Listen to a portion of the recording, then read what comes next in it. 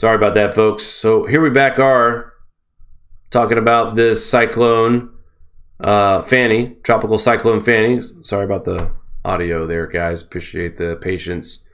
More than 800,000 residents have been evacuated Thursday in low-lying areas of northeastern India. Says here, the Times reported that we had almost 1 million people evacuated. This is ahead of a Category 4 equivalent cyclone churning towards the coast of Bay of Bengal. Thousands of disaster management personnel were sent to the state of Odisha in northeastern India, home to about 46 million people, with scores of residents live in mud and thatch homes in low-lying areas. We are making the best efforts to inform them about cyclone and move these vulnerable people to cyclone shelters. Again, we're talking about low-lying houses and made of mud and sticks. Country's Coast Guard tweeted that it was broadcasting radio announcements in the several native languages from an airplane, and that it had deployed 4 ships and 34 disaster relief teams. India's Navy, Air Force, and Army were also on standby for assistance, and fishermen in the Bay of Bengal were warned to stay out of threatened areas. So another large cyclone that we're watching here on the other side of the planet. We just got done with a Cat 4 Kenneth. Now we have a Cat 4 in India, and her name is Fanny. Moving right along here as we get to the United States. Severe thunderstorms, flooding, rainfall, what we talked about earlier on Watchers.news. And the Weather Channel, once again, is reiterating that we are going to be watching severe weather through tonight. This is 8:40, the last time we had this. Oh, really? Anybody looking for a new truck? Weather.com says get a Ford. But a Ford. All right, thank you, Ford, for paying the bills for us all. Here's our watches boxes here as of 8:40 Central Time. At least 2 quick EF tornadoes, 0 tornadoes have been confirmed in Pulaski County, Arkansas. Additional surveys will be done on Friday. Check out this damage here from Twitter. The South is just getting pummeled, guys. Trees down, damage to buildings, debris everywhere. And this was an EF0. We'll find out how strong this was when they get out and do their full analysis. This threat of severe weather and heavy rain is along a slow-moving front, which has spawned damaging storms since the beginning of this week. Here's a look at what's to expect through Friday.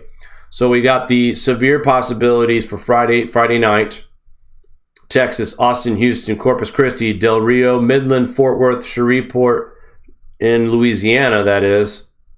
And then the severe threat in the Atlantic states, northeastern Kentucky, West Virginia, parts of northern Virginia, and southern Pennsylvania, D.C. area also on the watch out. Forecast for rain through Friday, not a lot. For the most of the country, we're talking about less than 1 inch. But when you're in Texas, central Texas, through Friday night, there is a possibility of 3 to 5 inches just outside of San Antonio and just north of Houston, about 1 to 2 inches. Localized heavier spots of rain are possible. Here is what we're talking about. This is great drone footage. Check out these down power lines. 20 down by high winds. Eureka, Kansas airport, and was blown off of Highway 169 near Greeley, Kansas, injuring the driver. Look at these posts. Now, some of them are snapped. Look at that. Would you look at that? Just look at it. Again, these poles are falling, obviously, the high winds with the pressure and the saturation of these of the grounds, how much rain we've seen, how much snow we've seen. It's incredible footage. Monday evening golf ball. So this is 29th. Golf ball to egg size was reported. West Texas. It's been a busy week out here. Here's Tuesday, 31 reports of tornadoes. We now know that was 33. More damage. May 1st, yesterday, here we go. 3.5 inches in diameter of hail reported near McGurk, Texas. And of course, right now we are watching the threat of severe weather making its way through. And let's go ahead and take a look at the GFS outlook. A lot of people are like, why do you trust the GFS? I don't trust any of them. But it gives us an idea, and so far, the GFS has not been terribly off, especially when it's come to this spring so far with moisture. But taking a look through Friday, that setup down there in the south is just going to continue to get worse. Rain chances multiple times over the next several days in the south, and of course the Midwest as well, Oklahoma, Ohio, and the Northeast. These low pressure systems are gaining momentum into the 9th of May, where the Northeast will also get inundated, and the South continues to get pummeled. Here we are, May 10th, another storm moving across the region. May 11th, another one forms in the back, low pressure system coming up through Mexico, through central Texas once again. So we're going to be talking about some flooding here and along the area of the Mississippi River, and that stationary front still continues to wreak havoc. This system moves out of the northeast on the 12th, and then look at the May 13th. Same areas of heavy rain and moisture going through the same spots, almost the same exact path. Every storm starts here, moves up through here, goes in the northeast, or starts here and moves across the south. So we're seeing two paths of moisture, of constant moisture, if you ask me, over the next several days, according to this GFS outlook. And more rain producing behind it. This is the fourth major system moving through the northeast. And look at that, Saturday, May 18th. Again, we are looking at the potential of another system setting up over central Texas. The flooding through May, they were not lying about this, guys. 24-hour accumulated precipitation. This is through, actually, this goes all the way per day. I don't want that. I want the, bear with me, folks. It's not snow. We don't have any more snow. I'll find it someday. So this is the outlook. Check this out. This is all I got to say. So in the next 16 days, parts of Texas, Oklahoma, Arkansas are going to see around possibly 20 inches of rain in localized areas. The average is going to be between 8 and 14 inches. You guys can see it right here. I'm not making this up. This is bad news right here, guys. Not a good time of year either. This is planting season for these farmers down here. So first part of spring, Nebraska, Iowa, South Dakota, Minnesota, you guys got hammered with floods. Now it's their turn down here. So we've had two battle zones, one in the northern plains and now in the deep south. And guys, look into the northeast. That's still quite a bit of rain, guys. Anywhere from 3 to 5 inches of rain in upstate New York and parts of the northeast. Ohio, close to 5 inches of rain.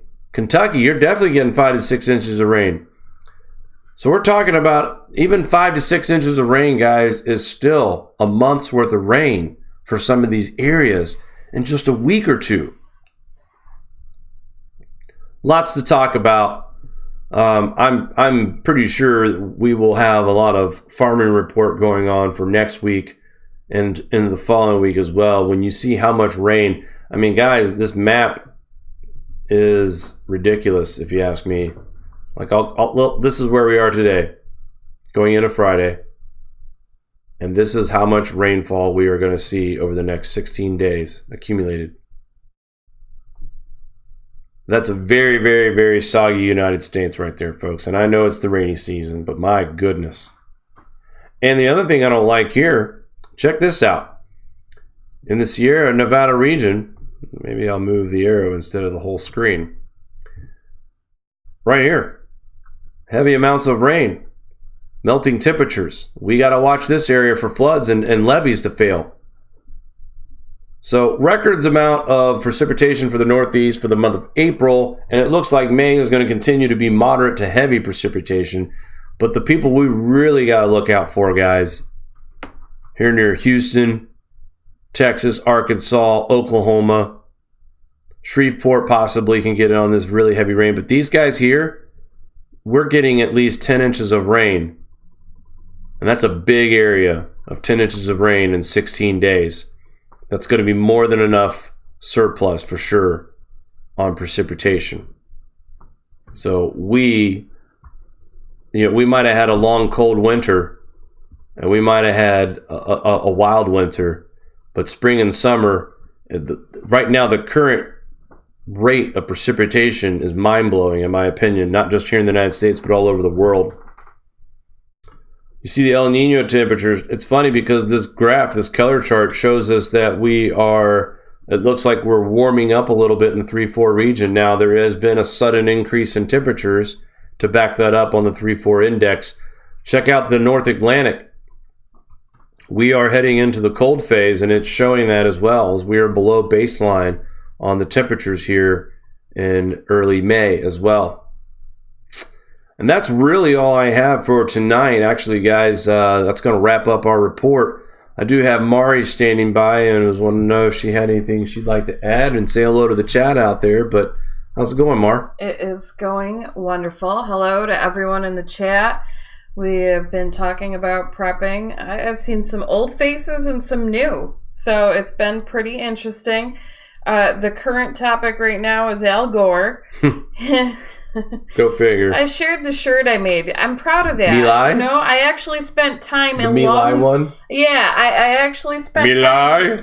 I spent time elongating his nose and everything to look like Pinocchio. It just, every time I see it, it cracks me up. So I dropped the link in the chat because people always like a laugh. And one person was like, where is he these days? And one person Do you want to see Al Gore's current mood? What?